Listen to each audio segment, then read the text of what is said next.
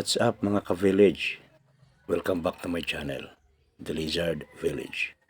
I-update ko lang ang alaga kong inahin na namisa last February 18, 2024. Si Kimberly.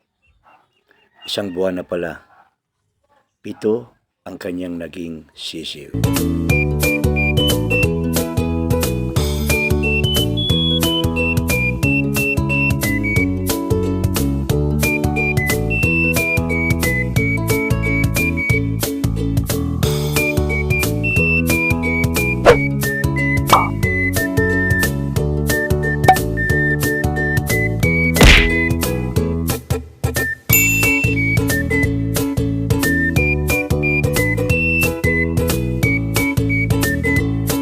Si Kimberly ang kauna-unahang inahin na kasabayan pa ni Floki dati.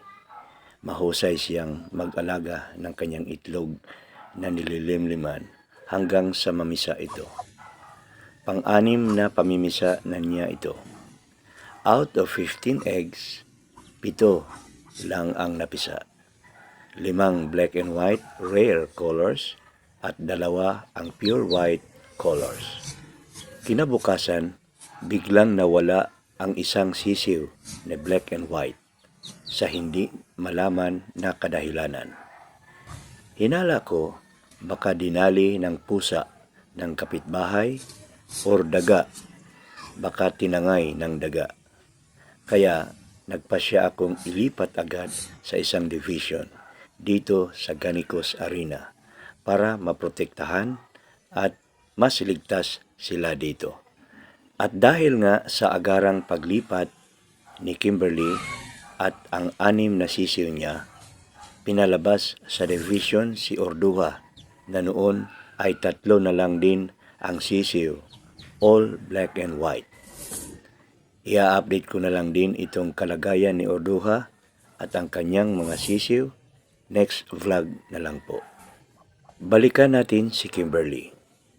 After 2 weeks, namatay naman ang isang sisiw ni Kimberly na pure white, kaya 5 na lang ang natira sa ngayon. 4 ang black and white at 1 ang pure white for a total of 5 Muscovy ducklings. Ngayon, 1 buwan na sila at malaki-laki na rin sila.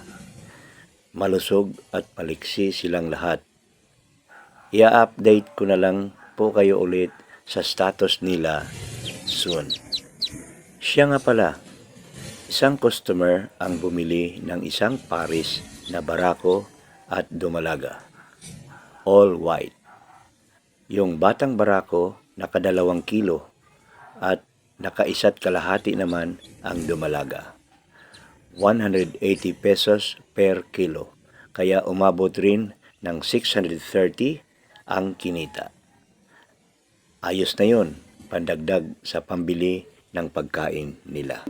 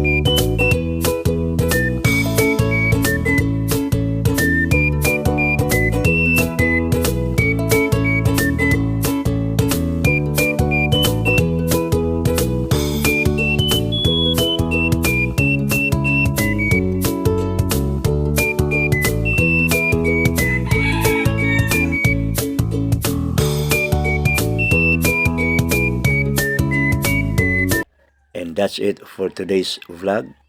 Kung bago ka pa lang sa channel ko, please don't forget to like, share, and subscribe. At pakipindot na rin ang notification bell para updated ka palagi sa lahat ng mga videos na ia-upload ko. Bye-bye!